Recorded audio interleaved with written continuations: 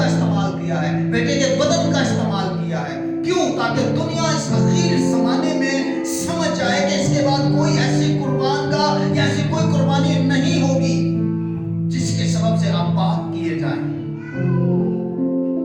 وہ بکرے کے اوپر ایسا ہاتھ رکھتے اور سارے قوم اور امت کی طرف سے اس کے اوپر دعا کرتے اور سارے گناہ اس بکرے کے اندر لاد دیتے. اور لاد دینے کے بعد کسی شخص کو وہ دیا جاتا اور کہا جاتا جا اسے بیابان یا جنگلوں میں چھوڑ دے. اور جو چھوڑ کے جب آتا تو 7 دن تک اس کو علیحدہ رکھا جاتا.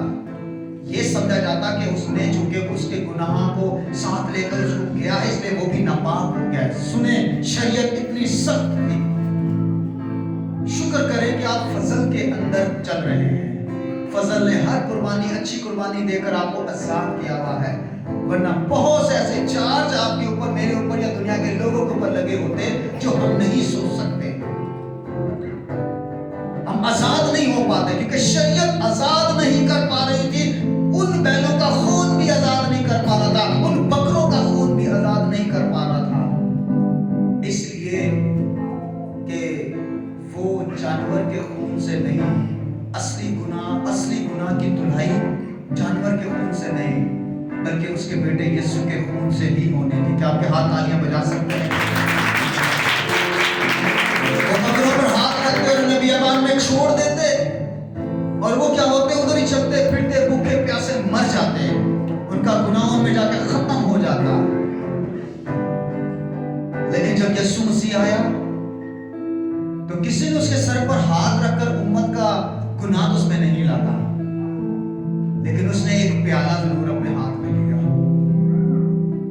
ایک پیالہ اپنے ہاتھ میں لیا اور اس پیالے کو لے کر اس نے روحانی عالم میں پی لیا. اور جب اس نے پی لیا تو اس کے بدن کی کنڈیشن ٹوٹل چینج ہونا شروع ہو گئی. ٹوٹل چینج ہونا شروع ہو گئی. اس کے اندر ہر گناہ کی تاثیر نے اس کے بدن کے اندر ایک کربلی سی مچا دی.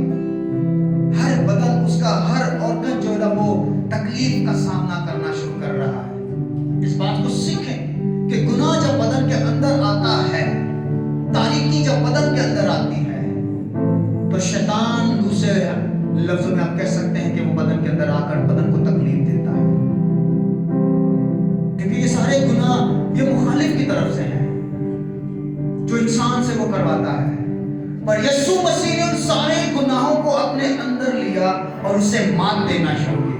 شیطان کی ساری چیزوں کو تاثیروں کو اس نے اپنے اندر لے کر، کیونکہ اس کے اندر نور تھا، اس کے اندر کلام تھا اور نور تاریکی میں چمکتا ہے. تاریکی کو اس کے بدن کے اندر انٹر ضرور ہوئی ہے. تاریکی کی ساری قوتیں طاقتیں بیماریاں جہالتیں کباہتیں جو انسانوں میں پائی جاتی تھی وہ دعا کے پیالے کے وسیلے سے انٹر ضرور ہوئی ہیں، پر اندر اس کے نور پایا جاتا ہے. اس بدن نے کبھی زندگی میں کوئی گناہ نہیں کیا، اس لیے وہ اس پر ہیوی نہیں ہو سکے.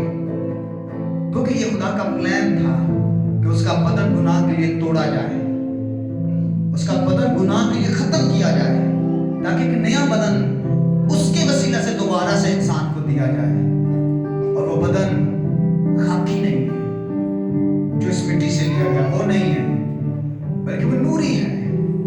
اور ایسا بدن جس کے اندر ایک ایسی قدرت کی صلاحیت پائی جاتی ہے جسے آپ اور میں سوچ نہیں سکتے، جسے جب ہم لے لیں گے تو ہمیں تب اس کا اندازہ ہوگا کہ وہ کتنا پرفیکٹ بدن ہے، کتنا جلالی بدن ہے، کتنی قدرت و طاقت سے بھرا ہوا بدن ہے. وہ بدن کو لینے کے لیے اپنی اسپیڈ کو تیار کریں، اپنی روح کو تیار کریں، اپنی جان کو خدا کا روح کے اندر تیار کرو. اپنے بدن کو، اس بدن کو اس کے لیے قربان کرو، تیار کرو. گناہ کبھی سامنے آ جائے، کسی بھی روپ میں آ جائے تو اس سے کنارہ کرو، اس سے بلا جان کر اپنے آپ کو چھپاؤ. اس سے کوئی ایسی بلا ہے اگر وہ آپ کی زندگی میں آ گئی، آپ کے گھر میں آ گئی، آپ کی زندگی میں آ کر آپ کے بچوں میں آ گئی، آپ کی زندگی میں آ کر آپ کے خاندان میں آ گئی، آپ کی زندگی میں آ کر آپ کی ہی زندگی کو داغدار کرتی رہی تو ساری زندگی آپ کا سفر مبارک نہیں ہوگا.